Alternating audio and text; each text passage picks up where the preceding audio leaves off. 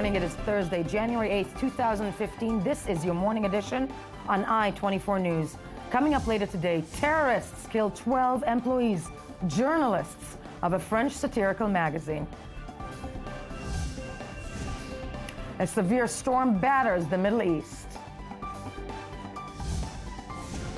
And later on the show, something a little bit lighter on this dark day, Marvel releases new Ant-Man trailer.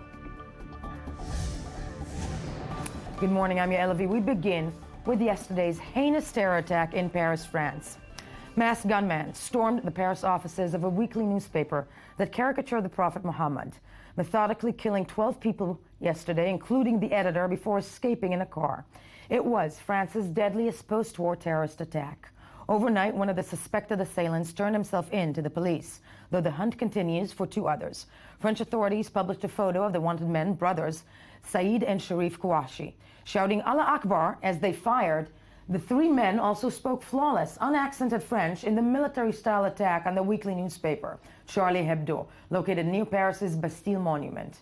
The publication's depiction of Islam have drawn condemnation and threats before. It was firebombed in 2011, and although it also satirized other religions and political figures, it seemed to have been targeted directly by disgruntled extremist Muslims. Now, President François Hollande called the slaying a terrorist attack without a doubt.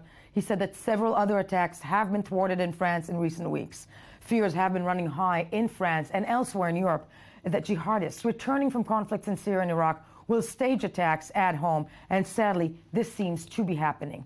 We are joined in studio by I-24 News senior Middle East analyst Ali Waqid. Good morning to you, Ali. And by Dr. Esther Lupatin, director of the Center for European Studies at the Herzliya Interdisciplinary Center. Dr. Lupatin, good morning to you. Now, thank you both for coming. Before we begin this discussion, let's first watch a report about what happened yesterday in France, this heinous attack on freedom of speech. At least 12 people were killed Wednesday in the heart of Paris when three gunmen stormed into the offices of the Charlie Hebdo newspaper and opened fire.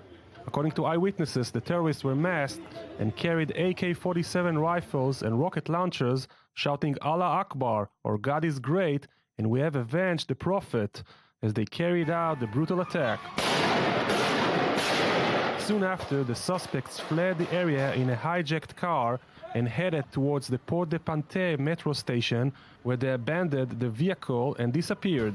A massive manhunt is still ongoing in search of the suspects, as France raised its level of security to the highest alert. President François Hollande arrived at the scene and promised to hunt down the terrorists. France today is facing a shock which is that of an attack, a terrorist attack. There is no doubt. I have said that we are in an extremely difficult moment. A number of terrorist attacks have been thwarted in recent weeks. We know that we have been threatened just like other countries around the world. Threatened because we are a free country. Charlie Hebdo is a satirical weekly magazine that's known to be non-conformist in tone. In 2011, the magazine published a controversial cartoon mocking the Prophet Muhammad. The offices were set on fire in response. Before today's massacre, the last tweet on the newspaper's account was a cartoon of Abu Bakr al-Baghdadi, leader of the extremist jihadist Islamic State group. Among the victims were the newspaper's editor-in-chief, Stéphane Charbonnier, three other cartoonists, and two police officers. These individuals are being thoroughly pursued, and this is a priority because they are armed and extremely dangerous, and things will certainly develop. At the moment, the manhunt is underway. Let's first go to Paris, France, where I-24 News contributor Marie Cartier is standing by. Marie, good morning to you. This is the worst. Good morning. This is the worst terror attack on Paris soil in years. I mean, have you had a chance to basically review? What is the reaction this morning? What is Paris like today? Yeah, well, Paris and France in general are in shock, but it appears united in the support of the magazine Charlie Hebdo. Yesterday, 100,000 people paid tribute to Charlie Hebdo. 35 million people have demonstrated in Paris, and they were showing this slogan written in English, actually, "We are not afraid," and as if a kind of awareness occurred of the necessity to be united in order to be stronger against terrorism, an appeal of national unity made by French President yesterday, and most of the political parties, actually. So everywhere, and especially on the social networks, you can read this slogan, "I am Charlie. This is a way to defy the terrorists around the world." That slogan can also be read this morning on the front page of some French newspapers to defend the freedom of speech. All the press is in a way called Charlie Hebdo, and some choose to title on the barbaric attack and on the freedom actually which was murdered. So you see, it's a very huge feeling of anger, of indignation that emerged today, because it's not only France that's the terrorist target, but the most important right, which is freedom of speech, actually. No, very much so, and I think one of the things we'll be discussing today is journalists, freedom of speech, and journalists that seem to be targeted throughout the last 2 years in the front line of this battle. But Marie, still to you, Charlie Hebdo, I think, help our international audience understand, it's a very established satirical magazine in France, right? I mean, this is hitting straight to the heart of French people because of, of the legacy of this magazine. Plus, why wasn't there more security around it, is I think something everybody's wondering this morning. Yeah, sure. There was security since 3 years, actually, because Charlie Hebdo was had very freedom of speech, actually, with the Muslim extremists and also the prophet. You said it. The director had a bodyguard. Actually, he was killed yesterday in the attack. But I will say, as far as time goes on, the security during the two years, a police car was always in front of the newspaper, and during these last months, the car had disappeared. So there were no security in front of it, despite the alarm of terrorism was higher these last months. So we don't have any answer about it. I think it's a kind of accident. No, of course, I think that there will be a reckoning most likely later on. At the end of the day, there's no one to blame, of course, but extremism and extreme thought and all of that. Any calls by, extra security this morning in France and Paris? Are you seeing any of that? Yeah, sure. Yeah, of course. Paris has raised its terrorist alert. So you have more than about 200 military people coming from all the unity of France in Paris to secure the tourist sites and the airports, the railway station, and so on. So the security will be very strong in the forthcoming days. And also the newspapers has police cars in front of the newspapers. The TV where I work also has police in front of the office. So the press is very protected, the political also, and of course the touristic places and the official places. Right. Marie Cartier, first of all, thank you so much for joining us this morning. I'm sure we'll be speaking to you on I-24 News throughout the day. Thank you for being with us. We're also joined via Skype by our European correspondent, I-24 News, Jonathan Satchadati in London, in Britain. Good morning to you, Jonathan. Good morning, Yael. You'll be staying with us this half hour, but I want to check with you firstly around Europe reactions to this heinous, horrific attack in Paris. As Marie said to you there, the people of France came out onto the streets to show their solidarity against this form of terrorism. And the same has been happening across Europe, with similar, if smaller, rallies taking place. Even here in London at Trafalgar Square yesterday evening, people started to gather holding similar signs, Je suis Charlie, showing their solidarity against this kind of terrorism. And across Europe, people are standing up against what they see as a brutal challenge to democracy and freedom of speech, as well as the sanctity of human life. David Cameron, of course, condemning this very early on in the day, alongside Angela Merkel, who was in London for a prearranged visit. For a prearranged visit. Jonathan, you're staying with us. And Dr. Lupatin, I want to start with you. I am sure we're going to see a lot of anti-Muslim sentiments flow across Europe after this type of an attack, because this goes straight to the heart of what Europeans will say, freedom of speech, whatnot. At the end of the day, what do you think this will do to the Muslim community of Europe? Well, I think that we already have been seeing, like, since October, like, especially in Germany, where actually there were massive demonstrations. Only a few days ago, like Right. 18,000 people actually demonstrated, like in Dresden, like against what they see the Islamization of Europe. Actually, they don't call it even Europe; they call it Abendlandes, which means like Europe civilization, Western civilization. So many people see it as a kind of like a religious war, you know, like, and there's a kind of a fear that, you know, they don't only see it like that these people, like, you know, radical Islam constitute a threat, you know, on their personal security, but also on their way of life. And that's the discussion now in Europe. It's like radical Islam has been seen as one of, like, actually challenging, you know, the democratic way of life, you know, European norms and values, you know, the freedom of speech.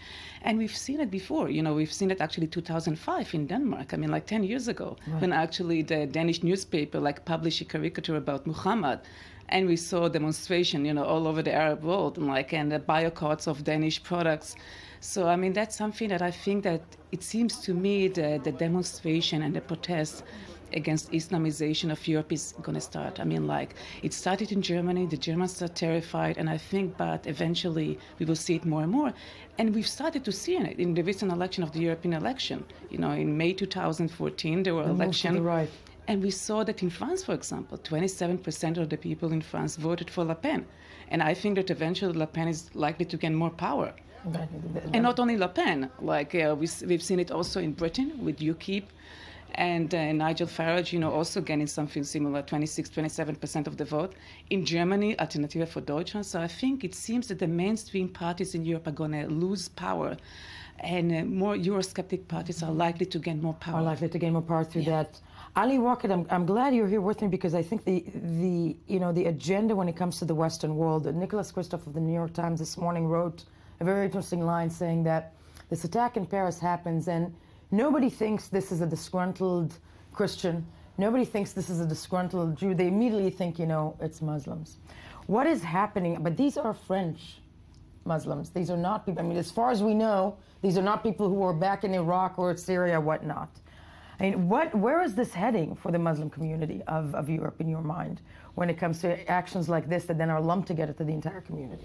Well, first of all, we saw yesterday a delegation representing the French Muslim community getting to the place, to the site, and condemning the attack.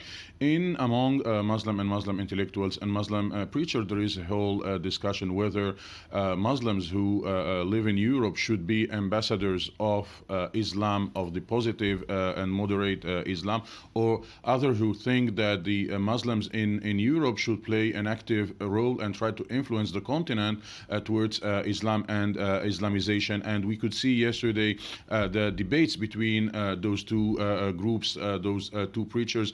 One who is very interesting is Dr. Yusuf al-Qaradawi, the leader, the spiritual leader of the Muslim Brotherhood, who already published a serial of books calling upon the Muslims in Europe to present Islam, to be the ambassador of Islam, and not to try to have any impact on the way of life of the European communities, and to preserve their way of life inside their homes, not to try to change the way of life of the Europeans. So the antagonism between the majority and between the Islamic community will allow the Muslims to have a life in Europe, so that later on they can be actors if there is a sign, if there is an instruction to move in this or that way.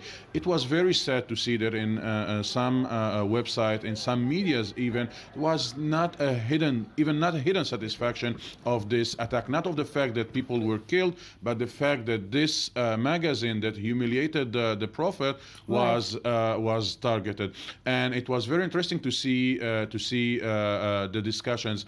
Yael, for me as a secular Muslim, it was very hard, very tough to see the cartoons that were published against the Prophet Muhammad. But I understand that for the Europeans, mainly for the French 1789 French Revolution, who created this freedom of speech, freedom of thought, it was exactly, and for the Europeans, this freedom is as holy as the Prophet for the Muslims. And I'm afraid that many Muslims do not understand that this is the equation, and that, I guess, Charlie Hebdo magazine also touch other symbols important for Christian and important for Muslims. No holy cows in the European civilization, and the Muslim community have some segments who have difficulties to understand that this is not, they are Muslim, but they are not living in the land of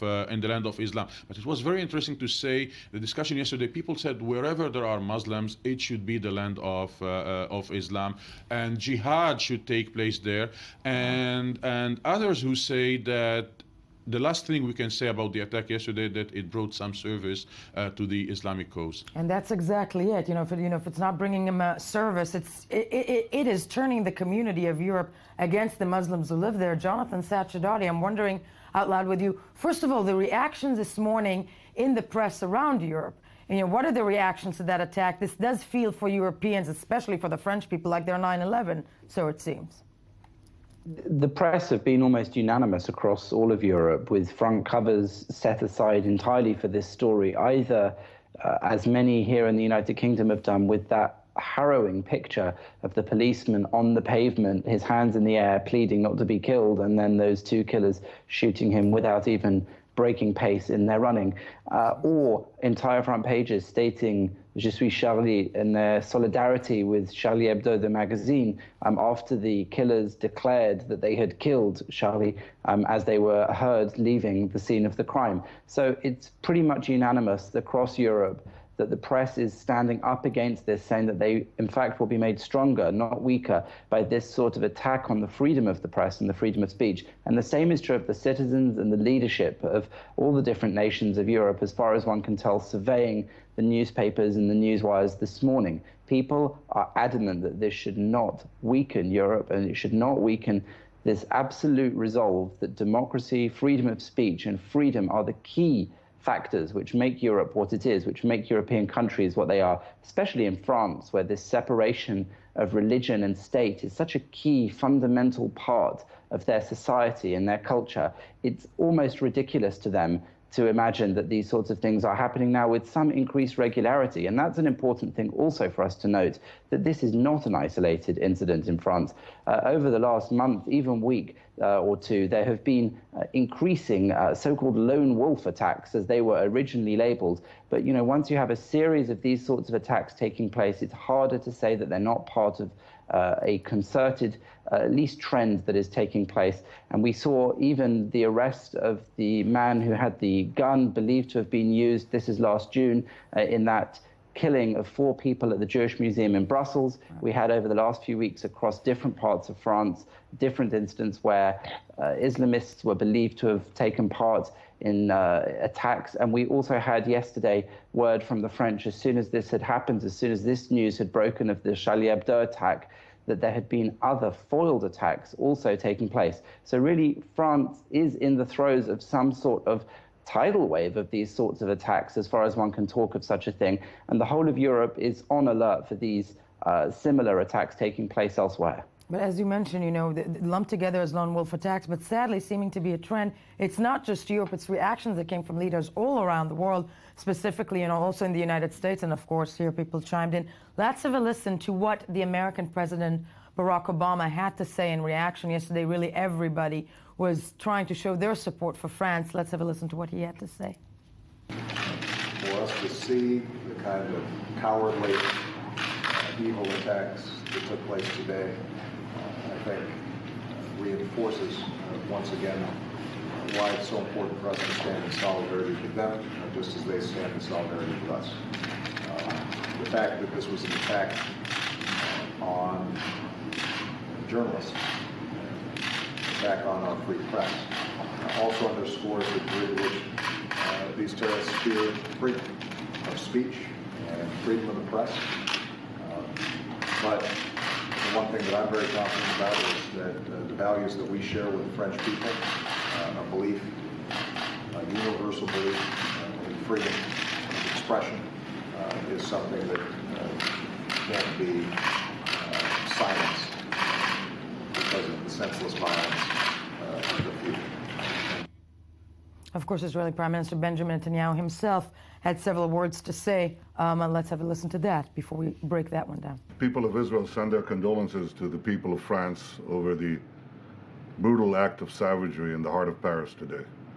The attacks of radical Islam know no boundaries. These are international attacks, and the response has to be international. The terrorists want to destroy our freedoms and our civilization, and therefore all the free countries and all the civilized societies have to band together to fight this scourge. And if we stand together, and if we're not divided, then we can defeat this tyranny that seeks to extinguish all our freedoms. I wish once again to express the sympathy that every citizen of Israel feels for the people of France and for the bereaved families. We are experiencing these attacks time and again. We know the pain, but we also know the resolution with which free societies can defeat terror, however dreadful, however threatening. Dr. Lupatin of the Interdisciplinary Institute in Herzliya, I think, when situations as such happen in Paris, in France, isn't it also extremely dangerous when, when sides are being picked? You're listening to the American president, you're listening to the Israeli Prime Minister Obama there being quite careful in what he says. The Israeli Prime Minister immediately looking at the global effect, and here we're right. Is that something that registered with European? Oh yeah, absolutely. I mean, I could see it already in the summer, like during actually the Gaza conflict, when actually it seems to me that like European newspapers, especially if you read the comments of the Germans or like Austrian, but other Europeans also, it seems that there's a lot of debate about Islam and radical Islam in Europe, and it seems that there is a kind of like a feeling that we have a kind of like a common enemy, like all of us. So that what happened in France, it's not just an attack on the French people, but it's an attack on the Germans, on the British, on the Americans, and eventually I think there will be an understanding. It's also like an attack on the Israelis, it's an attack on our way of life, on our democratic rules of the game. And that's something I think that many Germans, many Austrians, and many actually Europeans are starting to understand. And as I said before, like in Germany, like we've seen like in the last 12 weeks, massive demonstration taking place every Monday in Dresden, in Germany. I think like many people are starting to understand that something is going on. And I think that eventually, but I think that what the most shocking thing is that the French, from all the Europeans, and like, I wrote my PhD dissertation about EU immigration policy.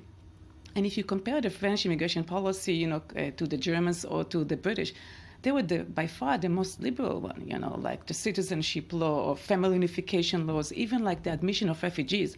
They were always more liberal than other Europeans. So that's why it's always more shocking, and I think that's why we have seen like the rise of like movement like Le Pen, and I think that's something which is really scare many Europeans, not only the French. So I think that every European today, waking up in the morning and read the newspaper, and listen to the news yesterday. And they yet, realize France is also one of the places that tried to outlaw the hijab, isn't it? Yeah. So in many ways. And France is participating in the war in Iraq and in Syria against the Islamic State. There was, you mentioned it in your introduction, whether the two brother Kouachi were part of this global jihad, part of the Islamic State. Right. By the way, there are information that they have some ties with a Tunisian network that was also responsible for the killing of secular politicians in Tunisia last year. The older brother was arrested a couple of years ago for being involved in this in a network that recruited jihadists from France to fight in Iraq. But the question is, Yael, the Islamic State and this global jihad seems to try to export this war from Syria and Iraq to the European soil as a card to play, that we can have also tools to threat you and to try to equilibrate the pressure that the Islamic State is facing both in Iraq and in Syria by the international coalition. We were not sure that the international community had a firm position and a firm strategy vis-a-vis the Islamic State wherever it exists. But I think that the fact that in the Arab world there was this fear feeling that the Europeans and the internationals don't want this war to come to an end in order to avoid these thousands of recruitees who joined the Islamic State from Europe to get back in Europe. And in my opinion, the attack yesterday made it clear there is no need for these fighters to get back. There are hundreds and thousands of sympathizers inside Europe to the Islamic State ideology, and they the way that one of the shot the policeman, it is something that he was trained about. It was not something sporadic. He shot him running. This is something that you get when you are trained to do. When you are trained to do exactly. It's a military-style training, and that's the thing that's really frightening. Then is this being done on European soil? This type of training inside cells. Who knows? And I think something that does not help is, Jonathan Satchidaudi with us, still from the UK. The Islamic State organization apparently comes out with a statement a short while ago praising this attack, not taking responsibility for it, but of course jumping on the bandwagon. I don't know if you had the chance to see that already, Jonathan, but reactions lumping together this incident and the Islamic State organization, has that been raised already this morning in Europe? And not just the Islamic State organization. Also, there were reports in Lebanese media of there being celebratory gunfire in Palestinian refugee camp in Lebanon. For example, what is unavoidable is the connection of these sorts of things to extremist Islam around the world. And that is exactly what you heard the Israeli Prime Minister Benjamin Netanyahu saying just there in his statement. And the questions that are being asked now in Europe are, how are these highly trained killers using high-caliber weapons, who were apparently in possession also of rocket launchers, able to undertake something like this without there being some sort of intelligence on them, having been trained somewhere, perhaps Syria, perhaps Iraq, we don't know yet, having had already some connections to extremism in the past. We know that Sharif Kouachi had been sentenced to 3 years in prison in Paris for helping to funnel prospective jihadi fighters from France to Iraq, and served 18 months with the remainder of that sentence, in fact, suspended. The New York Times first wrote about him in 2005 when it was reported that he'd become inspired to fight jihad due to the Abu Ghraib prisoner abuses. And prior to that, he'd not been a devout Muslim. He'd had girlfriends, smoked and drank, they say in these reports. So we are now finding that European leaders and European people are asking all these important questions. How is this unfolding on European soil? How much more of it is there to come? And there are people here in Britain, security specialists that I've been speaking to, are simply saying, when will this happen in the UK? Not, will this happen in the UK? Yeah, and becoming very much a way of, not coping, but a way of life in the European states, and that's the frightening idea behind that. And you have to understand the complexity of the situation. This policeman that was shot at the end of the operation is a Muslim guy, is a Muslim citizen of France. Yeah. Now, as we see here, like in Jerusalem, when the Druze Guard, it's the thing that, the complexity of it, it's not just one-sided, and the danger in Europe is that it's being lumped as a, as a group of people. Dr. Lupatin, Ali Waka, Jonathan Satchidaudi, thank you for joining me on this very sad morning, a grave morning for freedom of speech all around the world. When we get back, a new study takes a deeper look at Israel's complex society as well. We'll have a lot to talk about, but first, let's hear some more of the morning headlines.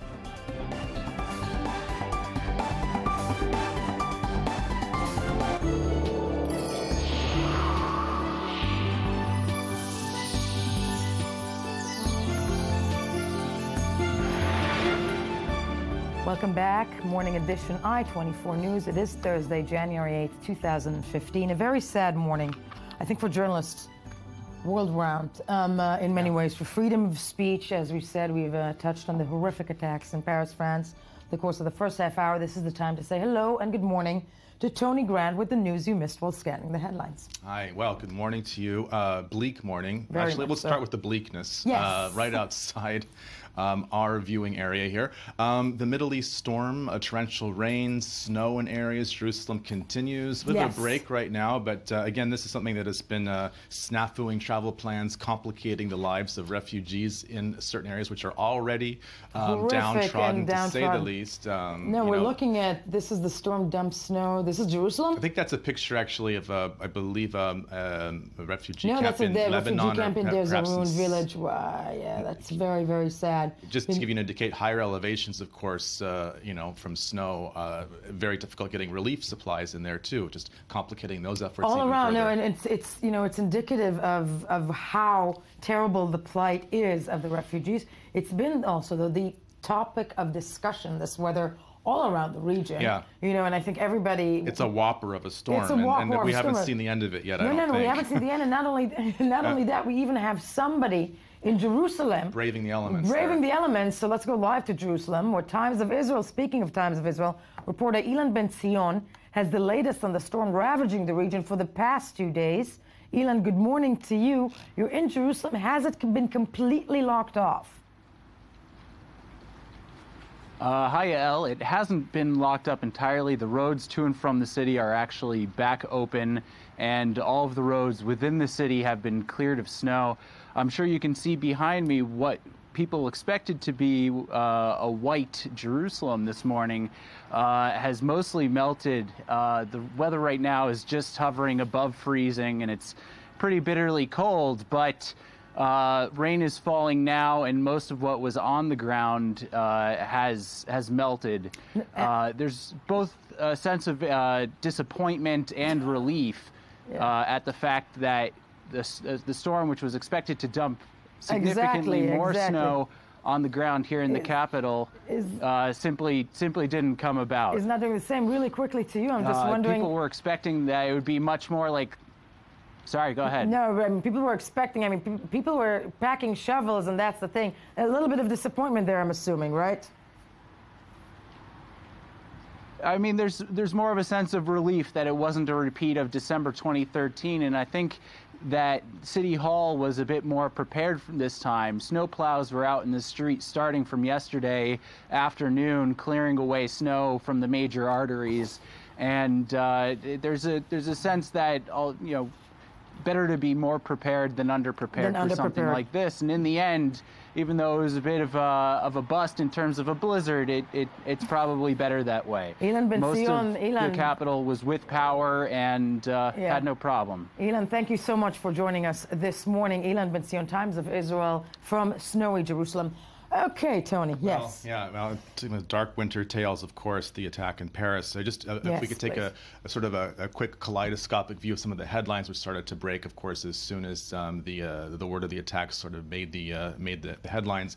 We had Jonathan earlier, The Independent, of course, devoting their front page to that. You have this was, of course, this is a story in progress and fast developing, but there you just have pictures of some of the scene on the ground that was from yesterday morning. So this frightening military-style ambush. And you were seeing a lot, and of course, in the French press, if we could take it to Le Monde quickly, they were actually highlighting as well some of the illustrators, including 4 very prominent ones who were slain as well. There you've got a picture of one of them, attentat, of course, the French basic word for terrorist attack, showing like a scene in the office there from the Charlie Hebdo office from before, right. And of course just a terrible one of the journalistic and human said tragedy. Several years ago that a picture is not going to kill them.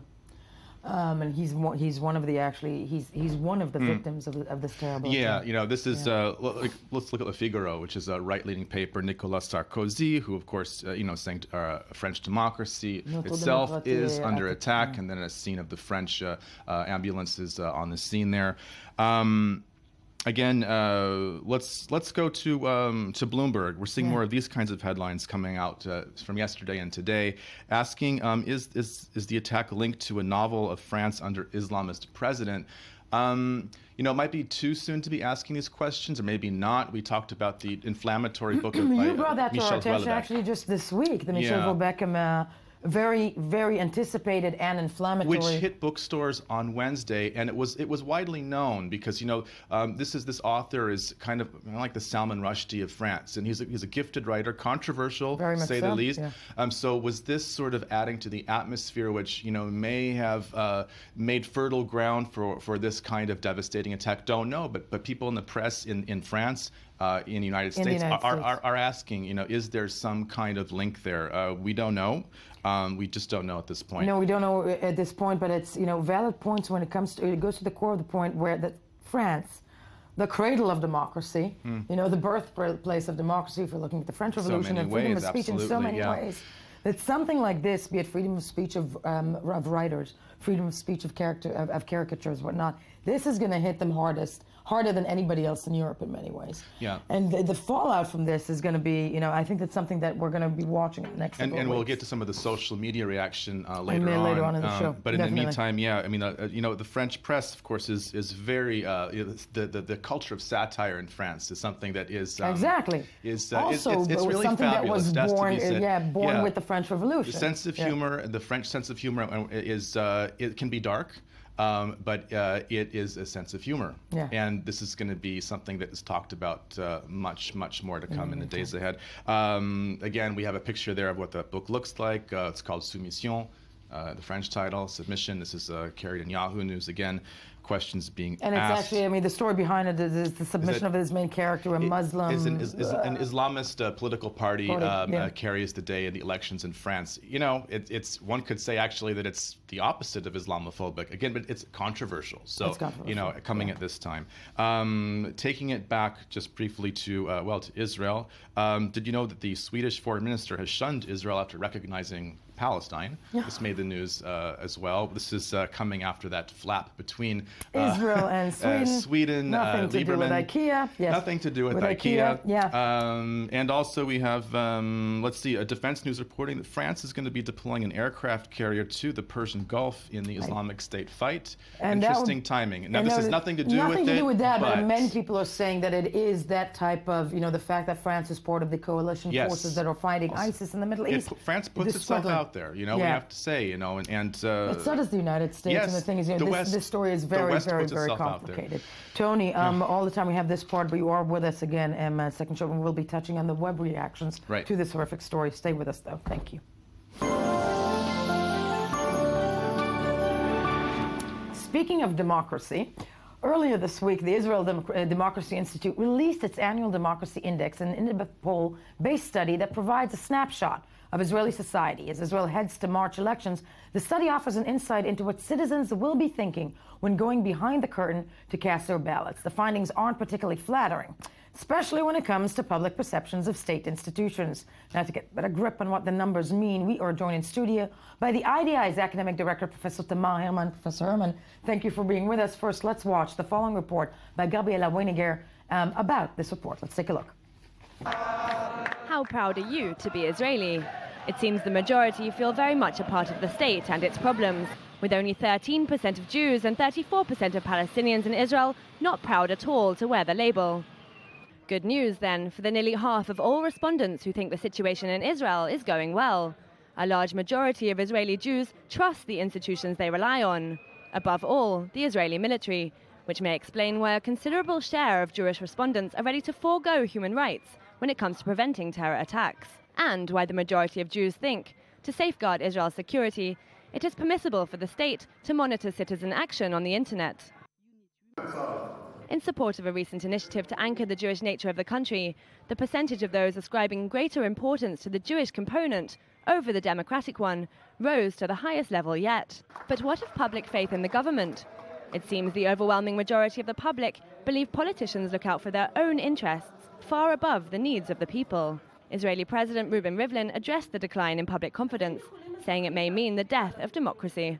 The citizens of Israel today demand the elected leaders raise both issues side by side, the issue of security and the social issues. In fact, confidence is so low that nearly 2/3 of all Israelis think it's high time people took to the streets once more to demand social justice. 41% of the Jewish population and 14% of Palestinians believe social issues should be the government's top priority, showing the cost of living and other economic issues are at the forefront of voters' concerns as they prepare to head to the polls in March to elect a new government. Professor Herman, I'm so glad you're with us here. And first of all, is democracy in danger in Israel? Well, it depends, you know, things can deteriorate very quickly on the one hand. On the other hand, it seems that some basic values are have deeply inculcated into people's mind here over the years. In other words, on the theoretical level, people are very strongly supportive of major democratic issues and pillars. But when it is to be translated into democratic practices, then people are less thrilled about it. For example, when we ask about equal rights for Jewish and Arab citizens, the majority said, of course, yes. But in practice, when you ask about involvement in this national decision-making, then they'll say, not that much, okay? Yeah. And then we thought that it's only about defense and security, which makes sense. But then every year I win a dinner over the next question, which is, do you think that the Israeli Arabs should be part of the decision-making process on economics, government, and social issues? Social issues. And again, we have a majority who say no. Okay? Really? Yeah. No. So the difference between security and defense and social and economic... The social issues, because it's very fascinating to me. First of all, the whole notion of in practice, that's great, because I think, I don't want to say it out loud. I'm going to say it out loud. Is that in theory we're not racist. In practice, at the end of the day, of course, everybody is in many ways, and it's a sad notion. But that's it. Social issues, something that this survey shows is very much on the mind of Israelis. But then again, it was a survey that was done also before the Summer's War. Am I correct in saying that? Correct, but actually we see this trend of people shifting their priority from defense and security to social and economic issues in the last 3 years, actually over 3 years. Because nobody can afford to live here anymore. Okay, yeah, I'm just saying, yeah. In a sense. In a sense, yeah. So we actually found it for the first time in March 2011. This is like 6 months before the social protest erupted. Really? Yeah, and ever since then we see was there a change of There wasn't a decline in that. As the president of the state said, it's this and that. Whereas in the past we had state and security, defense and security on top, and social and economic issues at the bottom.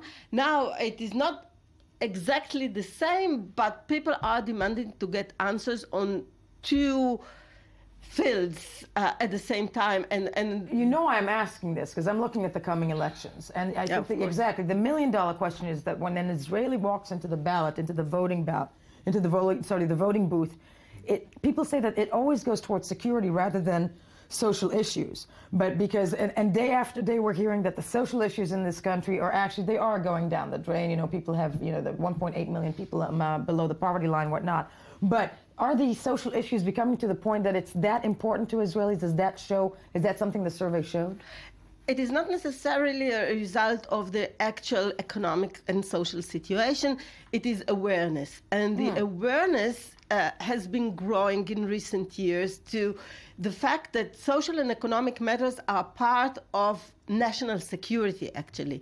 There is a trend of redefining national security, not only in terms of number of aircrafts, happy, fed people are also secure. Yeah. This is influenced by the public discourse in Europe, in the United States, and all over. We are part of this change of priorities, which is global, and we see it in the OECD countries. And in this respect, we are part of it, not necessarily just because people are getting poorer, they are getting more dissatisfied with the fact that they cannot have proper life by their renewed standards of Western society. Bottom line of this report, what would you say is the highlight of this year's report? Well, that people are quite satisfied on the personal level, but highly dissatisfied and disillusioned on the collective level. And people expect this to be... Capitalism won. I'm just saying. So people individually were fine as a society. Ugh.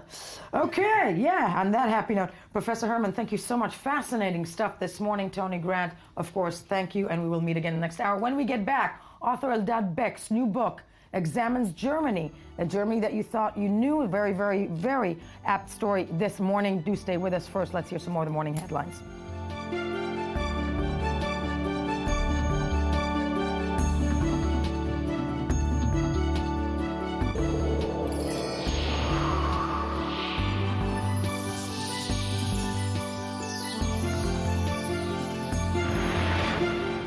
Welcome back. It is still Thursday, January 8th, 2015. This is still the morning edition I-24 News, and I'm still Yael Levi. Thank you for staying with us. Now, on this sad morning, nothing better to touch on than the trails and ails of Germany and Europe. Germany, after yesterday's terror attack in Paris, exemplified the tense relations between native and immigrant communities that the assaults stem from and that can be seen all across Europe. Just this week, thousands of people took to the streets of Dresden. The rapidly expanding movement, Patriotic Europeans Against the Islamization of the West, Pegida, has grabbed the headlines in recent months with the weekly rallies. Protesters waved German flags, chanted nationalistic slogans, scenes that are reminiscent to many. Elsewhere in the country, meanwhile, counter-demonstrators outnumbered the anti-Muslim ones, perhaps affected by Chancellor Angela Merkel's New Year's speech in which she urged citizens to reject them. Merkel called Pegida activists racists whose hearts are full of hatred. We're joined in the studio by veteran journalist Eldad Beck. Good morning to you, Mr. Beck. And of course, whose book, Germany, actually let me showcase the book as we are. How do I translate it best into Germany, different? Otherwise. Otherwise, Germany, otherwise. Eldad Beck, this is your book. Joining us this morning, it takes a deeper look at German society. First, though, let's watch the following report about the latest demonstrations in Germany that are very, very timely, sadly, this morning to the heart of the whole story, and then break it down from there. The angry people march, waving banners saying "Stop the Islamization in Europe" and chanting against the Muslim population. A record 18,000 protesters took to the streets of Dresden, Germany Monday night in a mass rally organized by the far-right group Patriotic Europeans Against Islamization in Europe, also known as Pegida. They were demonstrating their concern over the rising number of migrants in their country in what seems to be one of the most tense times in Europe's balance between Muslims and local residents. I think the worst part in all of this is that this is a movement against the opening of society. They want to create their own community because they think it was better like that. I think that's really terrible. But elsewhere in Germany, around 30,000 people gathered to demonstrate against Pegida. In Cologne, the authorities switched off the light of the famous cathedral in protest at the anti-Islamic wave sweeping the country. Earlier that day, German Chancellor Angela Merkel urged Germans to stay away from the anti-migrant demonstrations. You're unwavering when it comes to advocating for tolerance and freedom. I want to say that again. Your commitment against right-wing extremism, we argued strongly about the question of banning the far-right NPD, is undisputed and of prime value to this country. According to a poll published recently by Stern Magazine, 1 out of 8 Germans would join an anti-Islamic rally in his hometown. This surely is a fact which raises not only concern, but also dark memories from the past. Joined in studio by journalist Eldad Beck. Mr. Beck, thank you for joining us once again. Your book, Germany Otherwise. Yeah, no, I like it, Germany Otherwise. You know, I'm glad I have you here, not just on this fateful morning, and I don't want to lump all scenarios together. But, you know, there is a trend of Israelis over the course of the last several years, young Israelis moving, you know, we've seen it in the Israeli press many times, the move back to Germany. Berlin, the great city, and then joyful city. You know, Germany, the different Germany that is this emerging liberal place.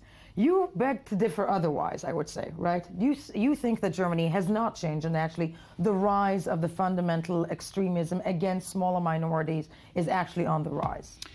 Actually, in the book, I'm trying to examine 3 questions, main questions that concern the way that we see Germany today. First of all, has Germany really worked its past and learned anything out of it? And then, is there really no anti-Semitism and xenophobia in the German society, as the Germans themselves keep on telling us? And thirdly, does Germany stand on Israel's side and would be there to defend Israel's existence and security, as all German politicians keep on telling us. And unfortunately, the questions are getting negative answers. All of them? All of them. All of them negative answers. I mean, fascinating to me, you know, I spent a bulk of my childhood in Germany. My first 8-year-old friend, Monica, was a German. She once asked me if I'm Protestant or Catholic. I told her I'm Jewish. She had no idea what that was. And we're talking about the 70s, and I, you know, coming from here, I said, you know, it's one of the people that Hitler killed. And she said, who was Hitler? So I'm looking at the education system. Do you find that is something that, not just the Holocaust, but that the tarnished past of Germany, is this embedded in the German education? And why do you find that all the answers that you asked you, why do you think the reasons behind the negative answer to your questions are? Now, most of us believe that Holocaust education or anti-racism education is something that you have to do when you go to a German school. Unfortunately, this is absolutely not the case. A minority of German schools touch these issues in their teaching program. It is not a must, and it's an elective. Therefore, I believe that Germany is facing nowadays a new eruption of all those things that have been put under the carpet during the last 70 years. I mean, we are going to celebrate this year, 70 years to the end of the Second World War, 25 years to the reunification of Germany. And I believe that for many years, the Germans have pretended doing certain things in order to please the occupying superpowers, the Americans, the Russians, the French, and the British. But they didn't understand that they have to do it. The society itself? Both. Okay. The administration, the establishment, and the society. They didn't do it because they really believed that they have to do it in order to change their society from the basis so that things would not repeat themselves. And now that the reunification is going to be celebrated for the 25th year, things are coming up, and you see all over Germany, not only those going to the streets and demonstrating against immigrants, not only radical Muslims, but immigrants, and also anti-Semitism. Right? I mean, they're like 50% of the population somehow support it. No? It's a huge melange, a mixture of, I would say, extreme rights, extreme left, and also a lot of people coming from the mainstream of the German society. The people are just feeling a certain fed up with the establishment, and this is something that we have seen last Monday in the big demonstration in Dresden.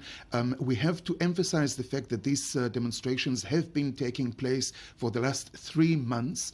They started with the biggest neo-Nazi demonstrations that Germany has seen, certainly since the reunification, in 2 or 3 cities, the hooligan demonstrations, and then Pegida all of a sudden rose from nowhere.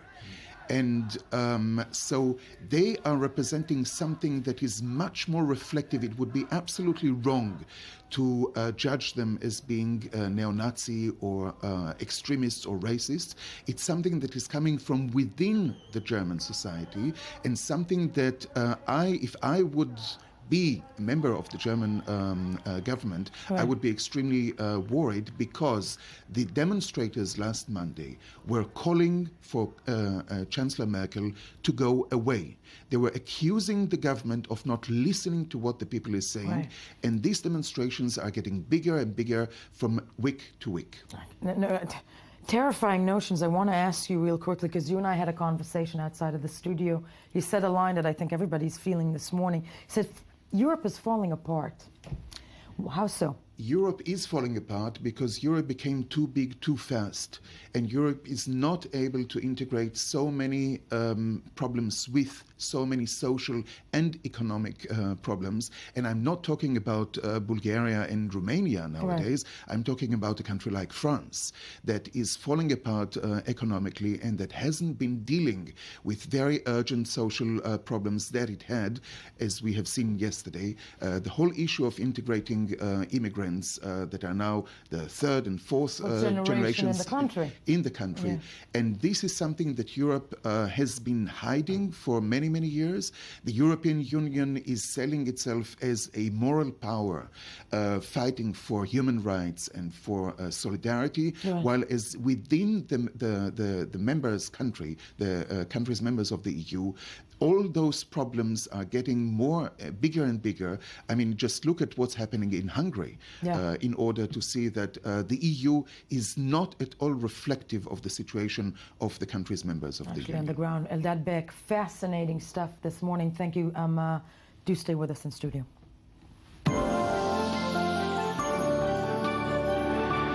Time to move on to the web review. This morning, a slightly different one with our one and only Tony Grant, and the headlines coming out on the web when it comes to Charlie Hebdo and the horrific, heinous attack on the journalists and freedom of speech and in Paris yesterday. Yes, Tony. You know, and of course, talking freedom of speech, the internet was very quick, lightning fast to respond. You had on Twitter, of course, the hashtag Je suis Charlie, which means, of course, I'm Charlie, in solidarity with the publication there. There's using kind of like the logo of the magazine in one part, different sort of artistic memes coming up like Charlie Brown crying. I think it actually reminds me this morning as I was driving over here, Haaretz newspaper, the Israeli Haaretz newspaper, had this brilliant move where they have a very, very famous caricaturist, Amos Biderman, and he wrote an article this morning saying that, you know, they've won, we lost, freedom of speech. I mean, he's somebody who also, like Charlie Hebdo, tends to upset many, many, many people in the society. Well, you know, it's their job, actually, it's to provoke.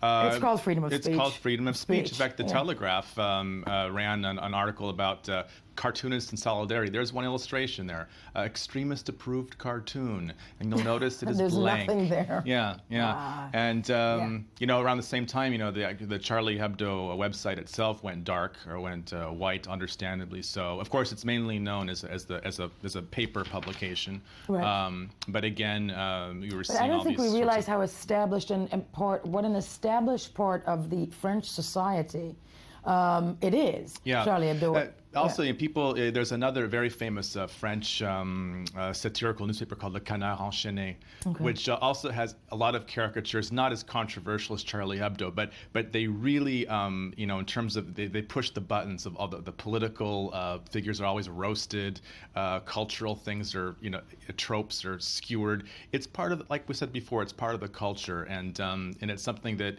in addition to the human toll here, is culturally quite, it's devastating. No, and I'm interested in, you know, wondering out loud, we still have Mr. Beck with us in studio, I'm tackling you. Something like this happening in Paris, France, where do you think it's going to be taking the French administration in terms of its agenda, in terms of, you know, right, left? What do you think this is going to do to France?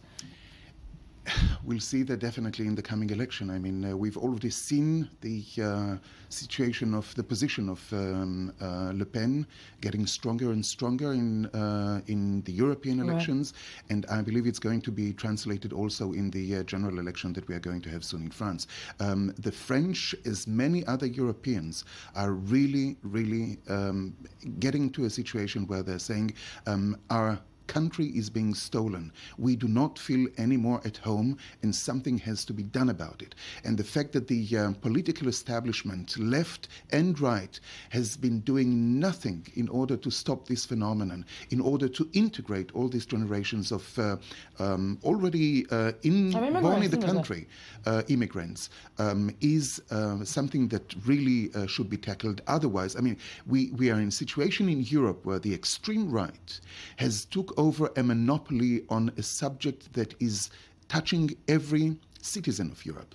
And the establishment, the political establishment, and once again, I'm criticizing here left and right as well. By letting this issue fall into the hands of the extreme right, they have been doing something criminal. Oh, a disservice. A disservice, a criminal, you know, rightfully put so. I couldn't have said that better, and I'm glad you did it, not me. We have time for one more later. Well, good news from Morocco. Is there good news? Oh, good. Yeah, they're going to be showing Just Exodus because finally. this has been such a depressing morning, I have to lean back. Well, lean forward if you're going to be seeing Exodus on the movie theaters in Morocco, because it was kind of banned for a while because of some controversial depictions there of the divinity. But they made some minor adjustments without too much fanfare. Just they changed 2 lines of a scene there, which seemed to be okay between both the Moroccans and Hollywood. So now you're going to be able to see Exodus. And again, you know, look, it's you know, Hollywood is not always known for its cultural sensitivities. Yes, Ridley or Scott is sensitivities, or good taste. Yeah. But this is kind of a nice finish to that, like without too much, without going down the whole road of the interview and all that. No, very much so, and also in a place where we know what basically people being offended, what that can lead to. Yeah. So there you go. But Tony, important news that you brought us this morning. Thank you for being with us. Eldad Beck, I can't thank you enough, and it is Germany. Otherwise, seems to be a fascinating book. I hope it's translated to many languages, one of them German, I hope. So thank you very much for being with us this morning. When we get back, something different, taking a closer look at economy this morning and culture. Of course, do stay with us. Before we get back, let's hear some more of the morning headlines.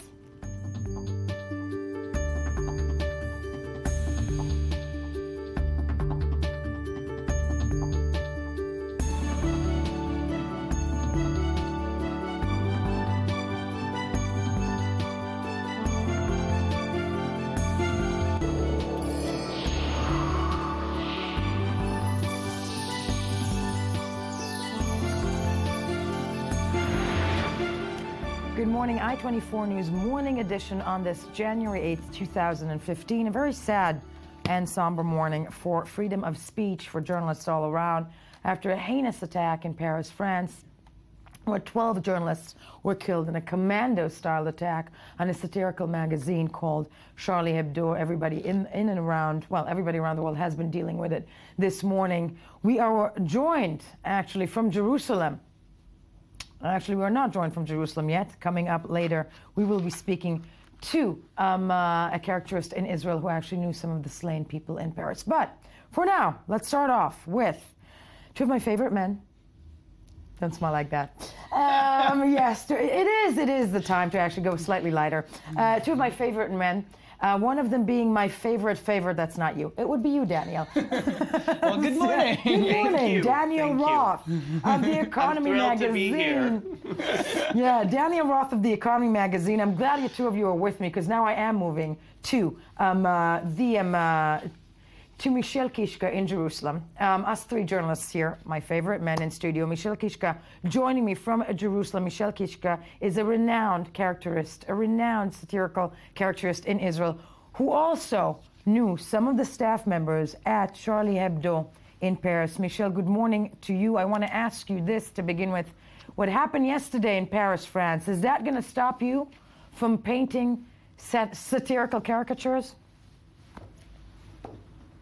No, absolutely not. Absolutely not. If they knew they were going to die, they would have leave all of us, all the cartoonists, a letter begging us, asking us never to stop. I think this is the heritage that we should take with us, that we are not to be afraid, we are not to avoid subjects, hard topics, hardcore topics. We should go on because the freedom of speech and the freedom of expression is a fight of every day. No, completely a fight of every day. And there was actually an article this morning in Haaretz by caricaturist Amos Biderman saying that we are afraid. When it comes to Charlie Hebdo, people that you knew there, their families, these are people that were standing behind every single caricature they put out. Isn't that the case?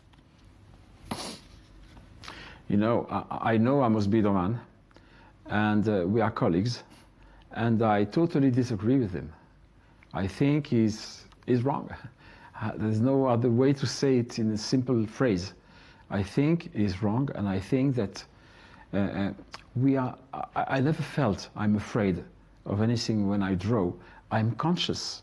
What I do is that I'm conscious of the fact that today, in our global world, my cartoons can be taken from me, can be manipulated, can be misunderstood, and I had to learn to live with that. Okay, once you were publishing a cartoon in an Israeli newspaper, a Danish newspaper, and nobody in the world was seeing it, just your readers. Right. But today, it's not the same. The world have changed, and it doesn't mean that we have to get afraid that our work will be taken from us and misinterpreted by other people. Yes. We have to take this in consideration. Michel Kishka, thank you so much for joining us this morning. I am sorry for your loss, for all of our losses as journalists on this very, very sad morning when it comes to freedom of speech. This is a loss for all the free word democracy, Definitely. not only for us. Thank you very much. Daniel Roth, no smiling now. Yes. No, I'm glad that you were serious. Why are you here with me this morning?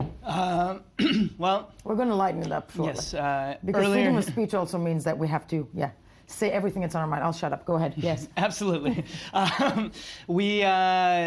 Earlier this week, we were at Israel's first foreign trade conference, which was hosted by the Ministry of the Economy, and it was an interesting and exciting and important conference. Let's take a look at it, and we'll not forget about Africa, because right after that, we'll talk about Lebanese porn stars. Let's take a look at that report first. The first ever Israeli Foreign Trade Conference took place in Tel Aviv on Tuesday, bringing together participants from around the world to talk economy and trade under the auspices of the Israeli Ministry of Economy. Though upcoming Israeli elections, ongoing conflict and corruption scandals have marked Israel's economic reality, Israeli Minister of Economy Naftali Bennett suggests that Israel is on an upward trajectory. Israel's economy is growing powerfully. We've become the startup nation, a nation of innovation that exports its innovation all around the world. We're exporting in fields of life sciences, in cybersecurity, in water technologies. As Israel faces growing economic pressure from the West, the country, it seems, is looking to develop new trade contacts in Asia as well as Africa. Africa is the next tiger. It is a huge continent with about 50 countries. Some of them are more advanced, some of them are less advanced. And we've definitely foresee that this will be one of the engines for our growing exports. And one of the themes of the day was the idea that Israel has to try to sell itself as more than just the startup nation, but the best at its game, as Israel's economic image and reality are ever evolving. Great piece, Daniel. I'm just wondering that, at this convention and Israel being a startup nation, how many politicians, as we've seen in that convention, were honing in on that agenda and trying to take credit for it? All of them. Right. The startup nation is a really smart way of framing Israel. One of the themes of the conference was it's not enough. Of course, there's growing BDS in the Western world. Israel has more than doubled its exports to Asia in particular, and it's growing its presence in Africa. So it's looking elsewhere, and there's a big argument, this was one of the themes of the conference, as to whether this is because it's more money, there's more markets in Asia and Africa, or if it's because there's growing boycott movement against the occupation in the West, in Europe, in Canada, in the US. And Is there an answer to that? Can it be gauged, or we're in the theorizing phase? It's theorizing because politicians have their own answers. Their answers are usually things like, we're a startup nation. What was that question again? We're the startup nation. Going back to what we want you to hear. Right, yes, that would be that. But it's an interesting point, I think, and especially when it comes to Europe. Is that movement working there? I would venture and say that many people will argue it is. But, who knows? Daniel Roth, always such a pleasure. You're not moving anywhere. No. Because this has been, it's a tough day for journalists. It's a tough day for freedom of speech. And I think it's very important that we have, from the Culture Magazine, with us here today, of course, somebody to bring us the insight, anything and everything we need to know, Avri Rosenzweig, about Lebanese porn. Yeah. So, it's actually, okay. I'm setting you up for so much. Yeah, okay. Yeah. We're talking about Mia Khalifa. Yes. She's a Lebanese-born American porn star. We have to be careful when we say this. Yes. I'm sorry, adult actress. Yes. And last week... Someone would refer to me as that. Yeah, but... Lebanese born? No, adult actress. Yes, and... Last week, Pornhub, which is one of the biggest porn sites on the web, I've been told, is... Yeah, not that I know. Never heard of it. No idea. Daniel? Yeah. Never. Declared her the #1 most searched for porn star. She's the most popular porn star, and people have been saying, "What? Who is this lady?" Yeah. Well, she's a 21-year-old. She's a 21-year-old from Florida. She describes herself on her Instagram as the unofficial mascot of the Florida State Seminoles, which is the... Yeah. Yes. Yeah. And whoa. Yeah. Okay. Yeah. The voice is going across the screen. Unfortunately, this is all we can show. No, that's fine. More than enough. Whoa! We're fighting for freedom of speech right here. here. We are fighting for freedom of speech. And I'm saying I'm going to stand by it because seriously. Wait, there's one with a shirt. Yes! Okay. Yeah. There she is dressed. Yeah, okay. She's dressed. And as you can imagine, this has been riling up quite a lot of people.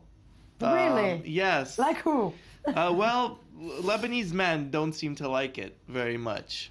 Is that what they say? Yeah. But what do they do? No, right now they're just threatening all across the web and on Twitter especially, you know. Like one guy who said, "You're a disgrace to Lebanon, and if you think that this is closed-minded, I advise you to commit suicide." It's very nice, but it's not the only thing. We've also had feminist Lebanese writer Julia Yazbek, who's been saying, really, we finally have a Lebanese woman making headlines across the world, and it has to be a porn star.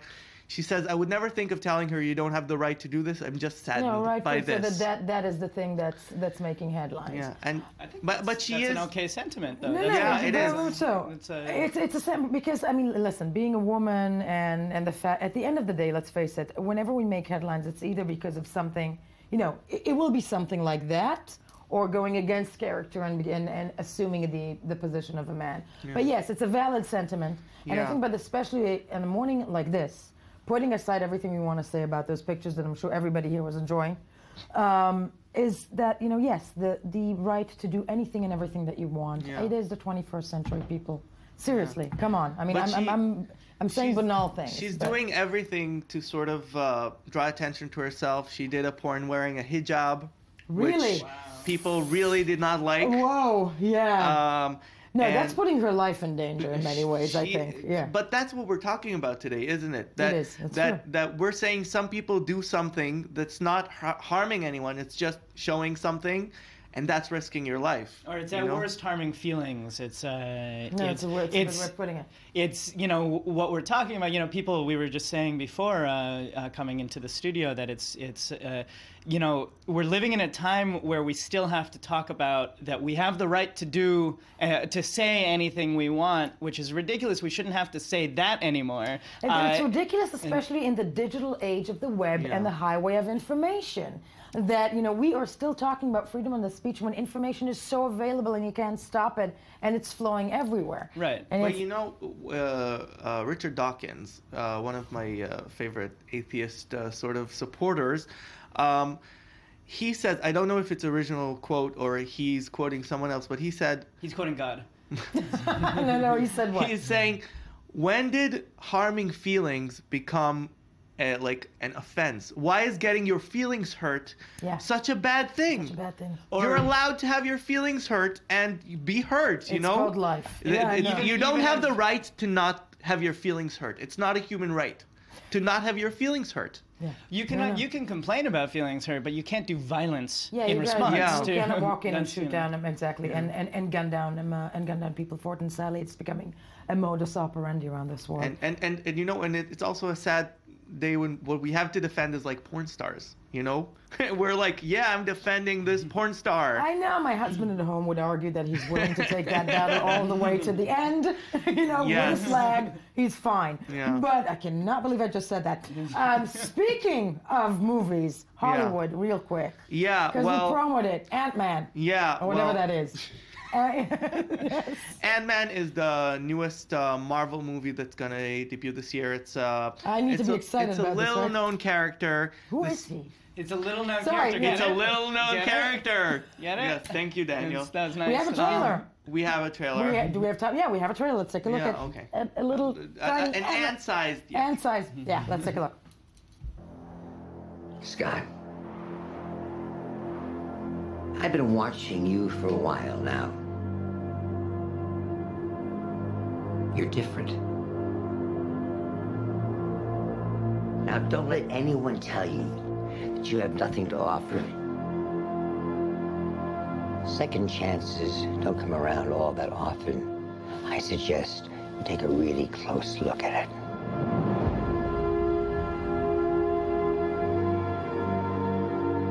This is your chance to earn that look in your daughter's eyes, to become the hero that she already thinks you are. It's not about saving our world. It's about saving theirs. Scott, I need you to be the Ant-Man.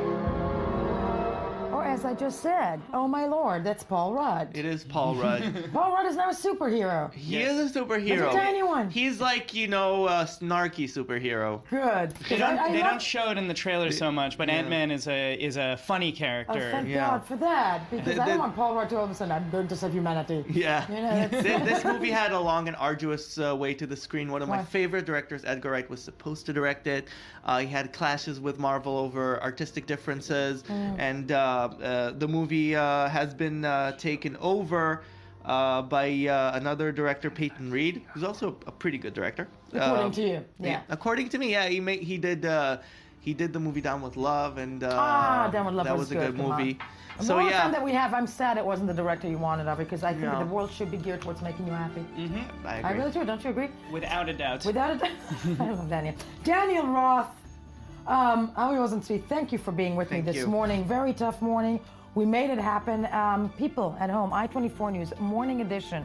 Don't forget to check us out on all those social networks, Twitter, Facebook. Of course, tune in tomorrow morning for another edition to start your day. I-24 News Morning Edition, the word should be every single morning. And of course, let's all push for freedom of speech. Thank you.